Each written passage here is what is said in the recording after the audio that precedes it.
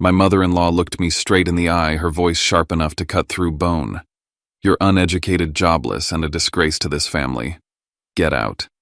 I stood there frozen between humiliation and fury, hearing the laughter echo behind me as I packed my things. What she didn't know was that the jobless man she mocked was running a business worth $20 million from the same laptop she said would ruin her daughter's life. I walked out that day without a word. 3 months later, she was on the phone begging for mercy. Funny how the tables turn when the man you kicked out ends up owning the house you live in. Before I share my story, I want to know you are here with me. Just say, "Listening" in the comments, or let me know where you are. I love hearing how far my story reach. Sometimes even the smallest connection can make a story feel heard. Thank you. And now, here's my story. And if my story moves you, please subscribe. Not for the numbers, but because every person who joins reminds me that pain can build bridges, not walls. My name's Reed Durrell, and this is how I learned that sometimes walking away is the most powerful answer you can give. I grew up in Bend, Oregon, where winters bit into your bones and the mountains stood silent like witnesses to everything you'd rather forget. Our house wasn't much an old cedar cabin passed down from my grandfather. Its roof sagging and water-stained, the kind of place where you learn to fix things yourself because no one else would. My mother, Martha, worked the night shift at a diner off Route 97, and when she wasn't pouring coffee for truckers, she was helping part-time at the local library.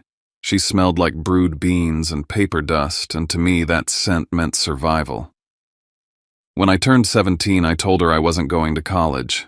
We both knew there wasn't enough money for it anyway, but the words still broke her face a little. "You don't have to give up your dreams for me," she said, her hands shaking as she folded another uniform.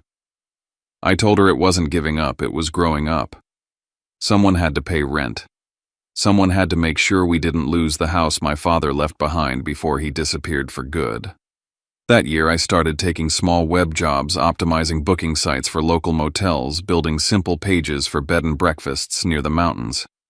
I didn't know it then, but every night spent coding under the dim yellow light would build the foundation of my life. My mother had this saying, "No one defines you by your degree, Reed. People see who you are in what you make and how you treat them." I carried that like gospel. The first version of my dream started in that cold, leaky room. I called it Aero Vista, a platform where travelers could book tours with real locals, guides who actually knew the trails, not some corporate middleman reading from a script. I learned Spanish from YouTube tutorials and message boards so I could reach more people. Every keystroke felt like I was building an exit out of poverty line by line. One night the rain came harder than usual. I was coding in my hoodie, the one that said "Bend Trails," when the ceiling started to drip. I didn't stop. I just put a bucket under it and kept going. I added one small line of text to the bottom of my page, "Made in Bend for Mom." The next morning, I woke up to a notification someone had left a review. A traveler from Arizona had found my little site, booked a hiking guide through it, and wrote, "Better than the big guys, authentic and easy." A 5-star review. It was small, but it changed everything. Traffic tripled overnight. I spent days figuring out how to handle payments, refunds, and customer emails I barely understood. When Mom got home and I told her, she laughed and cried at the same time. "See, kid," she said, touching the screen with her worn fingers, "you're already building something that matters." That week, an email came from a travel conference in Seattle. They invited me to give a short talk about small business tech. I didn't even finish reading before I clicked decline. I wasn't ready. Who'd listen to a kid from Bend who hadn't even graduated college? But that night, as I stared at the dripping ceiling, I thought of Mom working late again, smiling through exhaustion. I promised myself that one day I'd go. 6 months later, when the same conference emailed again, I didn't hesitate. I clicked accept. Aero Vista was ready for the world, and so was I. The rain in Seattle was different, colder, louder, like it wanted to wash the city clean, but never quite could. I remember walking into the conference hall that morning, hands sweating, wearing the only decent shirt I owned. The lobby smelled like roasted coffee and polished wood, and the sound of tapping shoes on marble made me realize just how far I was from Bend. I was the last speaker in a small room tucked behind the main stage. 5 minutes. That's all they gave me. My voice shook at first when I started talking about Aero Vista, a local first travel platform where tourists can see a place through the eyes of people who live there. A few heads nodded politely, but most were checking their phones, except for one woman standing at the back. She was smiling, really smiling, like she meant it. Afterward, she walked up to me. "That's a beautiful idea," she said. "I work at the Meridian Hotel. Our guests are always looking for authentic local experiences. Have you thought about partnering with hotels?" Her name was Jasmine Carter. She had dark hair pulled back in a braid and this way of looking at you that made you feel like you mattered. We ended up talking in the hotel cafe for hours about travel, about growing up in small towns, about the weight of other people's expectations. She told me her mom, Evelyn, was a retired professor in Napa, sharp-minded but demanding. "She thinks degrees are everything," Jasmine said, laughing softly.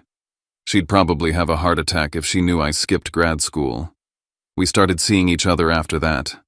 I'd take the bus from Bend to Seattle on weekends, staying in cheap motels so I could spend time with her. She'd bring me free coffee from the lobby. I'd bring her new code updates to look at. Jasmine wasn't just beautiful, she was smart, organized, practical. She gave feedback that made Aero Vista better. "You should vet local hosts more carefully," she said one night. "Add a safety contact feature.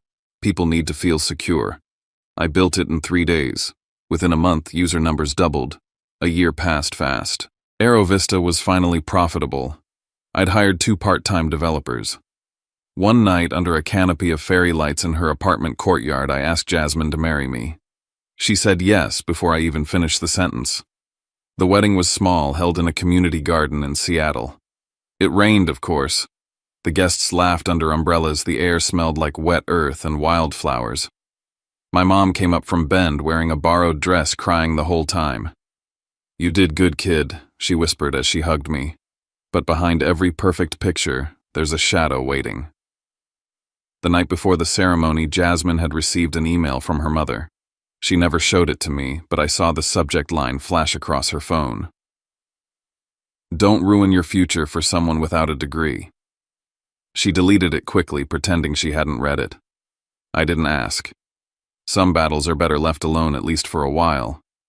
At the reception, when everyone was dancing, my phone buzzed with a new message. A venture fund from San Francisco wanted to meet about investing in Aero Vista. My hands trembled as I read it. It could change everything. I looked at Jasmine laughing under the string lights and slipped the phone back into my pocket. Not tonight, I thought. She deserved one night without talk of risk or money. As we packed for our honeymoon, Jasmine turned to me and said softly, "After the trip, can we spend some time in Napa? Mom's been alone a lot. It'd make her happy." I smiled and nodded. I wanted to make her happy too. I didn't know then that by agreeing, I wasn't just moving closer to her family, I was stepping straight into the storm that would tear everything apart. The first time I saw Napa, it looked like a painting pretending to be real gold hills, rolling vineyards, the sun hanging low as if it didn't want to leave. But stepping into Evelyn Carter's house felt less like entering a home and more like walking into a museum where everything was labeled, "Don't touch." The dining table stretched longer than any I'd ever seen, gleaming silver cutlery lined with precision. Even the chairs looked uncomfortable in their perfection. Evelyn greeted us with the kind of smile you'd expect from someone who'd already decided she didn't like you. "Read," she said, handing me a glass of wine before I could sit. "You didn't tell me what university you graduated from. I assume it was something respectable." Her voice was sugar wrapped around a knife. I swallowed hard, trying to keep my tone steady. "I didn't go to college. I started my company right after high school." A company, she said, amused. "Doing what exactly? It's called Aero Vista. It connects travelers with local guides, small tours, authentic experiences." Evelyn tilted her head like she was examining an insect. "How charming. Well, everyone has to start somewhere, but maybe leave the big ideas to people with real experience." Across the table, Jasmine stiffened. She glanced at me, then back at her plate, silently begging me not to make it worse. I smiled politely. "Experience comes in many forms, Mrs. Carter. Mine just didn't require a campus." She poured herself another glass of wine, ignoring me. The room fell quiet except for the sound of forks against porcelain.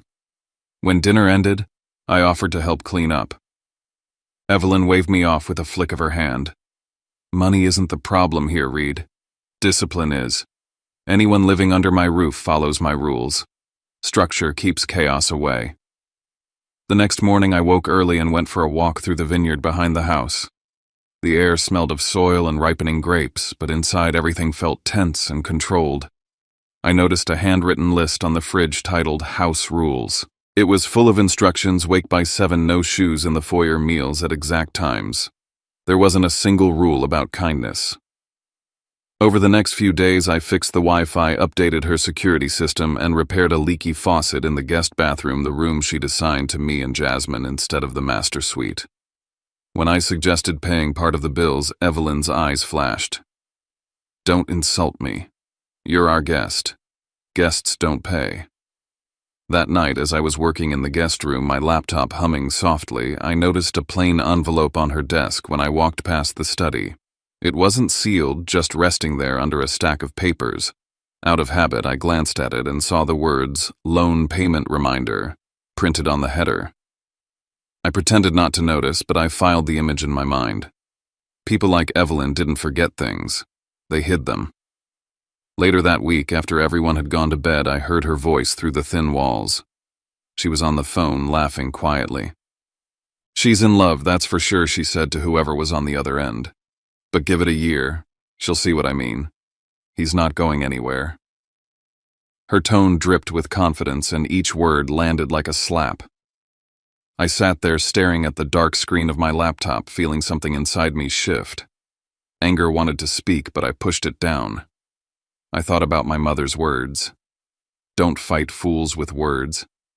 Build something they can't ignore. At midnight, I opened a new spreadsheet: plans for AeroVista's next phase. 12 months of growth budgets projections.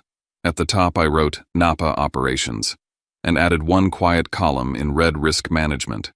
Before closing the laptop, I whispered to myself, don't react. Prove her wrong with results. 6 months later, summer had soaked every inch of Napa in heat. The vines outside shimmered under the sun, heavy with fruit, but the house stayed cold. Evelyn had turned it into a world of unspoken rules and measured breaths. By then, I'd learned that no matter how early I woke, she was always up first, waiting with her morning coffee, like a warden starting her shift. My workdays began at 7. I handled AeroVista's calls, meetings, and product updates from the kitchen table, headphones and laptop open, trying to ignore the constant footsteps around me. Our platform had expanded to Europe. I was managing guides in Spain and Portugal now. From the outside, I looked calm. Inside, I was burning. One afternoon, Evelyn appeared behind me, watching as I typed. "You sit here all day," she said, staring at that screen. "You should get outside, do something real. People learn discipline through labor." Before I could answer, she dropped a list onto the counter. "Groceries. The floor in the pantry needs cleaning. And trim the vines by the back gate. They're unsightly." I glanced at Jasmine, hoping she'd say something, but she just bit her lip. Later, when I confronted her gently, she sighed. "She doesn't mean harm, Reed. She thinks she's teaching you responsibility."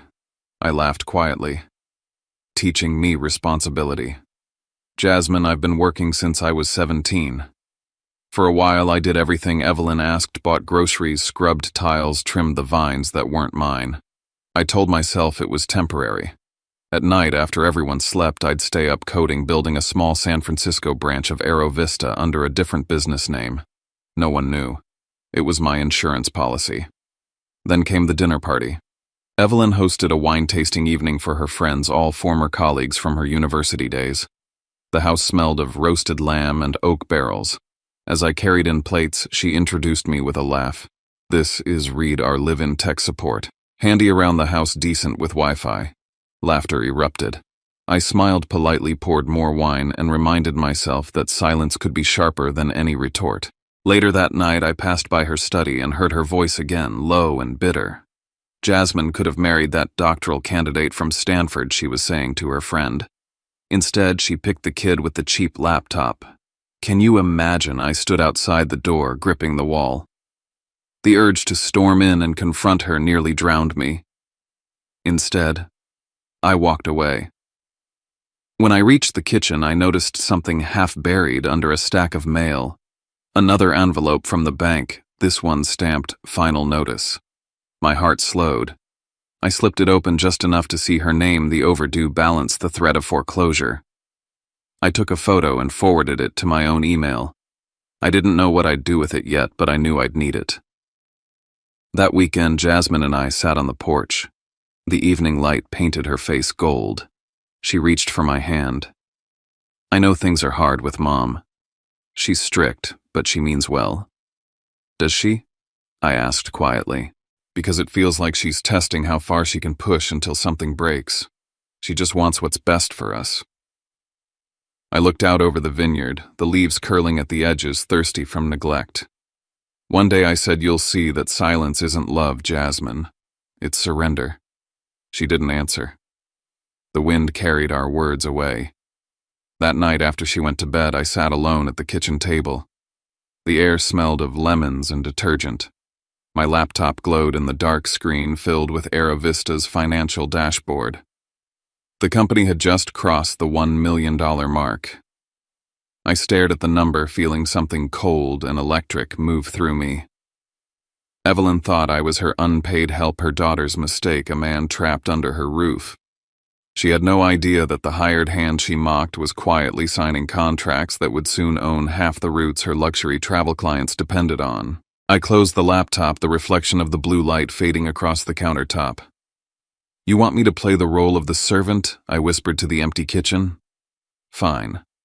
But never forget the servant's the one who signs the checks." Evelyn's birthday dinner was the kind of gathering that reeked of wealth and insecurity at once.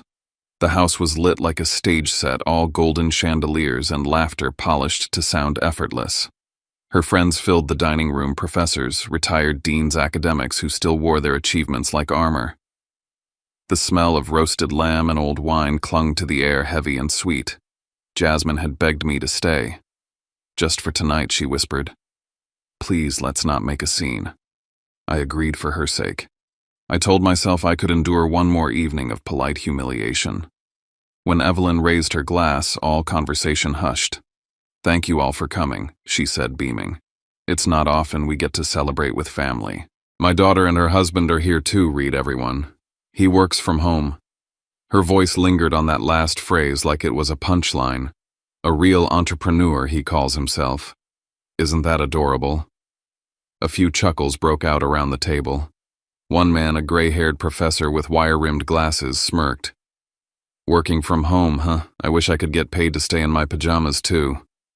The laughter grew. Jasmine's hand tightened around her fork.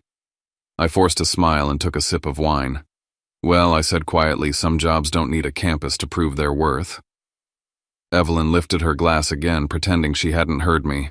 "Oh, Reed, don't be so serious. We're all just having fun." The night went on like that, small cuts disguised as jokes, laughter wrapped around contempt. I sat through everyone, my chest tightening with every toast, every smug grin. I thought of my mother, of the nights she came home from the diner too tired to stand but still managed to ask how I was doing. She would have told me to walk away before losing my temper. I tried. But then when I stood to help clear the plates, Evelyn's voice cut across the room. "Leave that," she said loudly, her smile thin. "The house staff will take care of it."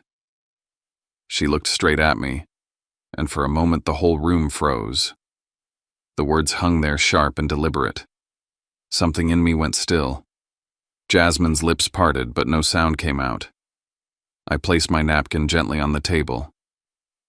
"I don't want to argue," I said, my voice steady, "but I think it's time I go." Evelyn's face tightened. "Don't be dramatic. We're just teasing you." I turned to Jasmine. "You don't have to come. I'll be fine." Her eyes glistened, torn between me and her mother. "I'm sorry," she whispered. "I'll talk to her tomorrow." I nodded, knowing she wouldn't. As I walked toward the door, I heard Evelyn's voice again, low but clear enough for everyone to catch. "I won't let my daughter be dragged down by someone who never finished school." That was the moment the air broke. I didn't look back. Outside, the night was cold and quiet. I walked to the garage where my car waited under the soft hum of a single bulb. On the passenger seat sat an old leather ledger, Evelyn's left open pages filled with numbers and signatures. A list of loans all tied to Carter Estate. One of the creditors' names jumped out at me, a financial firm in San Francisco I'd worked with during Aero Vista's early expansion. I stared at the page, my pulse steadying. There it was, the truth behind the empire she flaunted. I snapped a picture, closed the book, and set it back exactly where I found it. As I pulled out of the driveway, rain began to fall, streaking across the windshield in silver lines.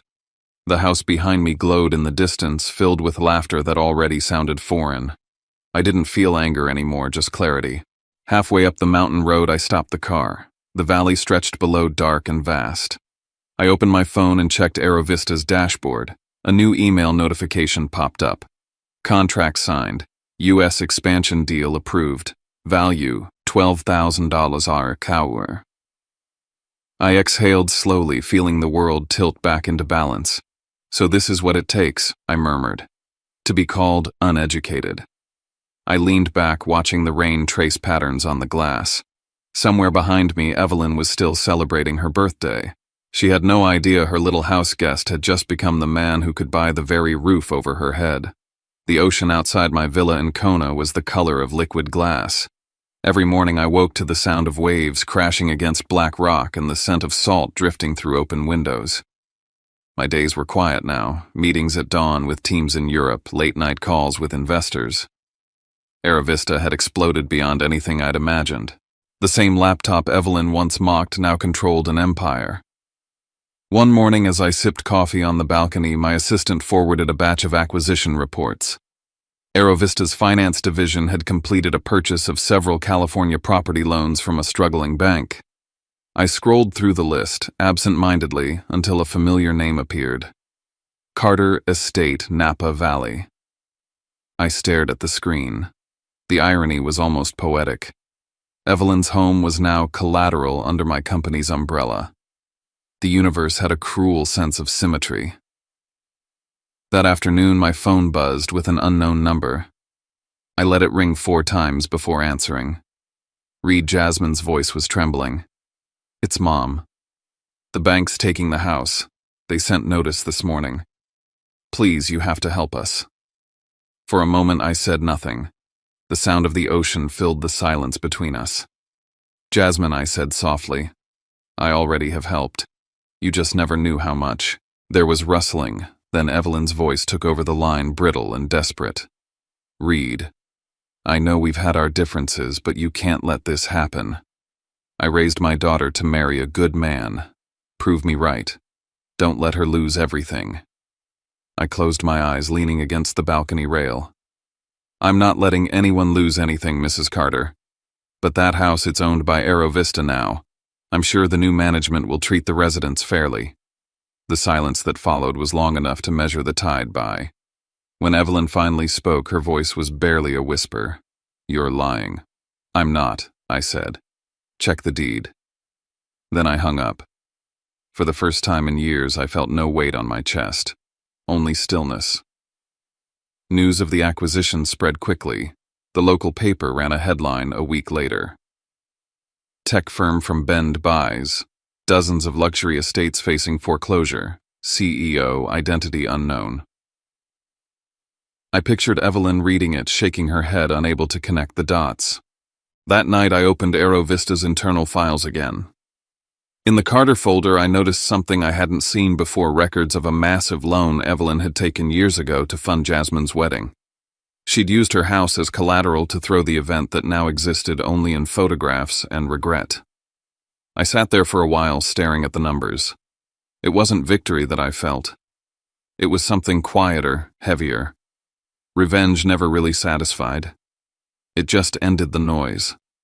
Still, I couldn't bring myself to push the foreclosure order through. I signed a temporary extension instead, 3 months to settle their debts.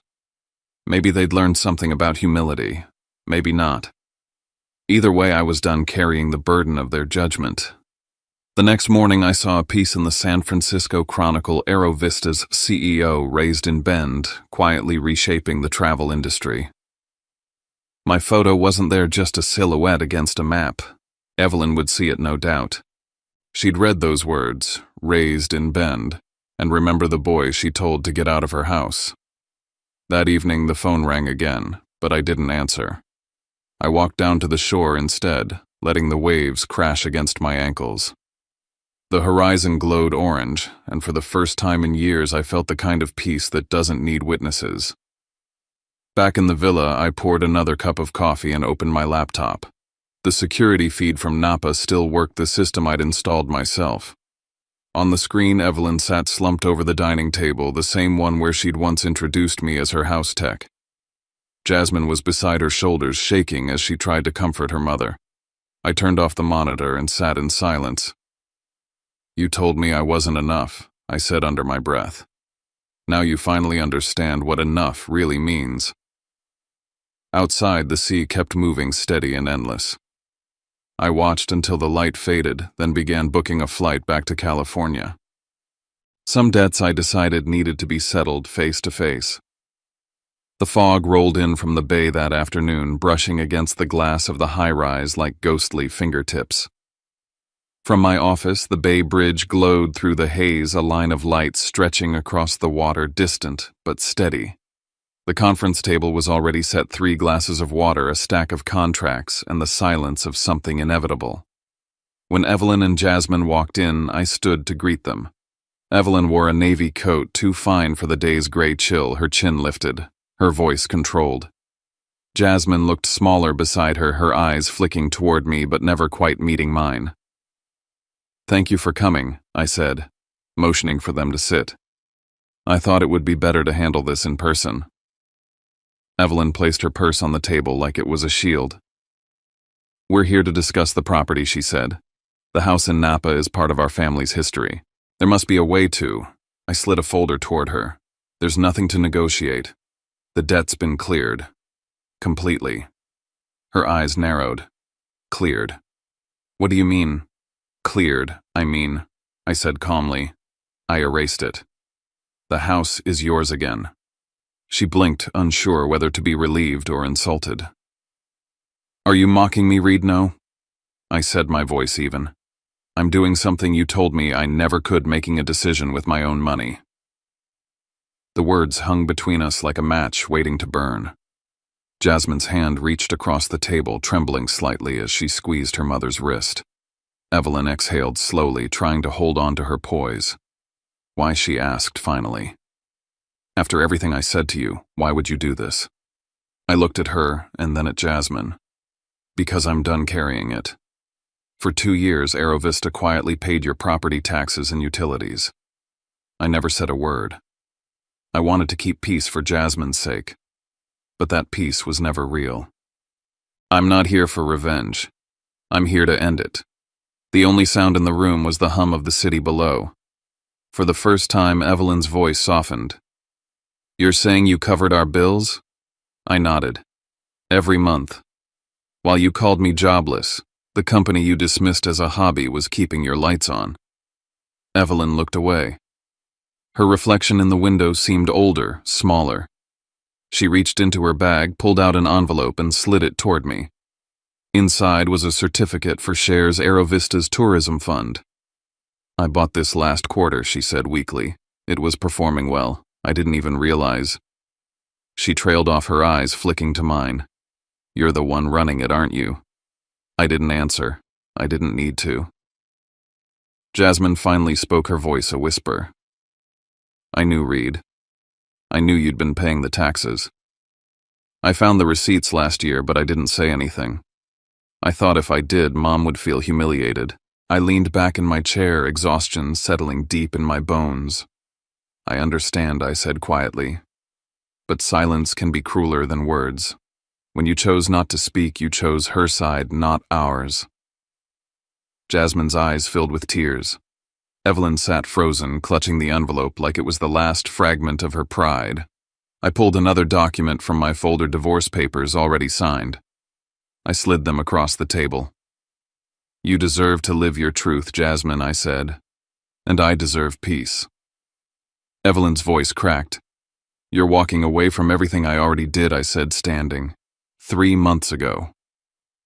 For a long moment, no one moved. The city lights outside flickered against the glass like a heartbeat. Jasmine reached for the papers, her hand trembling as she pressed her initials on the dotted line. She didn't look up. When they rose to leave, Evelyn turned once more. "You could have destroyed us, Reed. Why didn't you?" I looked at her not with anger but with something close to pity. "Because I learned from you what power really is. It's not control. It's choice. And I choose to be done." As the door closed behind them, my attorney stepped in. "Do you want me to arrange the deed transfer? You could still reclaim the property." I stared out at the bridge glowing through the fog. "No," I said. "I don't need their house. I just need the quiet they never let me have." By morning, I would be gone back to Hawaii, back to the ocean, back to where the noise couldn't reach me.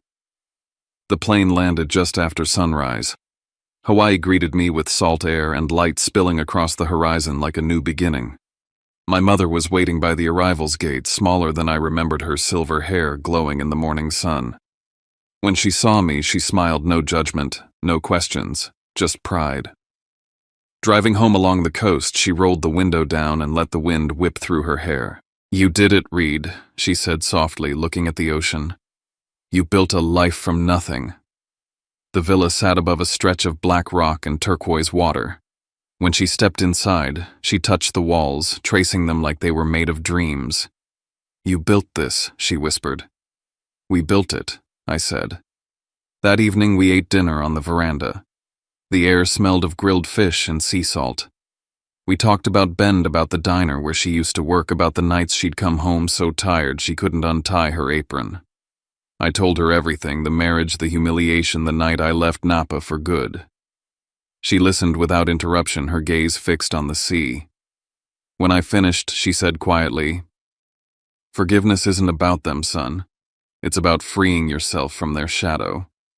I nodded, staring at the horizon where the sky met the water. "I think I'm ready," I said. Later that night, I opened my laptop on the same wooden table where I'd started Aero Vista years ago. I signed the final document transferring ownership of the Napa property to a scholarship foundation for underprivileged students. One click, and the last tie to that life was gone. A week later, an article appeared online. Aero Vista donates $6.4 million property to California Open Roads Fund. The photo showed smiling students holding certificates. Behind them stood Evelyn Carter, her posture softer, her expression almost grateful. An email arrived soon after. It was from Jasmine.